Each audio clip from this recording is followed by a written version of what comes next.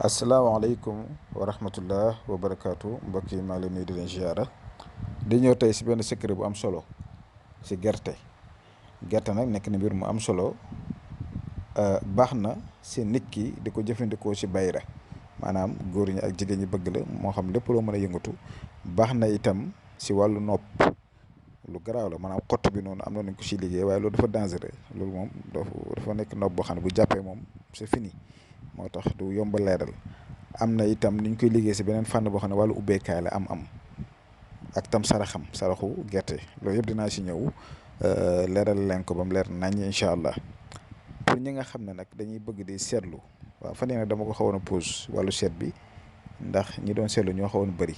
waaye pour ñi nga xam ne dañuy bëgg di seetlu seen mbir, moo xam sa mbiru bopp nga bëgg a seetlu, wala wàllu diggante, wala wàllu tukki, wala wàllu yaram, numéro bi di affiché ci écran bi mi ngeen ñu si envoyé message whatsapp. bu ngeen ñu wooyee jotuloo ñu rek bàyyi ñu message si whatsapp bi, ndax man dama leen wax lu bari sama vidéo yi njëkk ne ma du ma sëriñ, damay nekk sama beneen métier. kon ñi may woo jotuñ ma, wala yenn saa yi yéex a tontu message yi wala yu demee noonu, ngeen comprendre ma rek. waaw kon ñu ngi siy jégalu di tubali ñëpp. bu ñu sañoon ku ñu woo jot ñu, bu ñu sañoo itam kenn du am lu ko naqadi si ñun.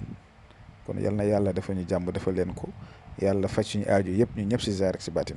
kon fi ma njëkk a commencé si secret bi mooy si di jëm si wàllu bayra. da ngay ut gerte xott bi ak grain bi, xott bi nga jël ak grain bi yëpp nga dëbb ko ba mu mokk. ñoom ngay boolee dëbb ko ba mu mokk. da nga si ut tuuti rek nga weer ko ba mu wow. su demee ba wow nag ba nga xam ne lii wow na, nga da nga koy mélanger ak diw bi ngay diwoo.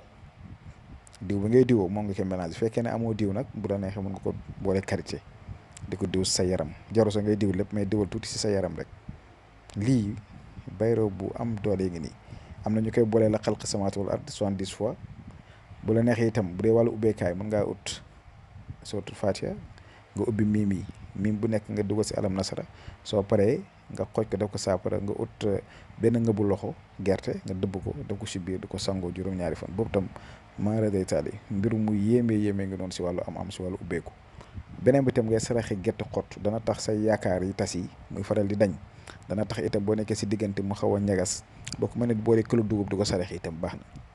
dégg nga dañ koy liggéey si wàllu nopp, mais wàllu nopp bi dafa xaw a doy waar. si xott bi lañ koy liggéey te dafa am fu ñu koy suul. waaw boo xoolee si armée lañ koy suul, xam nga loolu dafa xaw a doy waar. loolu yenn cas yi situation yoo xam ne dafa doy waar, diggante boo xam ne nit ñi ñaan leen si ba sonn mënta fexe ba sotti. dégg nga si genre diggante yooyu la. te loolu sax daanaka lu si gën a bëri nit ñi sax dañuy du sax dañ ko sax jar lu si gën a bëri. waaw kon nag dañuy yem fu ñu mën a yem rek, jox leen si lu leen si mën a jox, ndaxte dafa am ñoo xam ne dañoo xaw a doy waar. kon mbir maa ngi noonu daal, ñu ngi jëm a yem fii ba suba jàmm incha allah. yal nañu yàlla dafa jàmm ñu sàmm ñu. asalaamaaleykum wa rahmatullah wa barakaatu.